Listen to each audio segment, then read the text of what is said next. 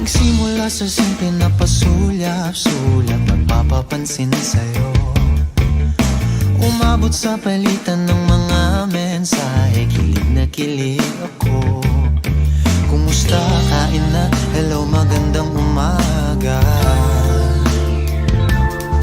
Ingat ka, pahinga, huwag kang masyadong magpupuyat pa. Naramdaman ng puso na dahan-dahan akong nahuhulog sa'yo. Sa kada araw natin na pag-uusap, meron nang namumuo.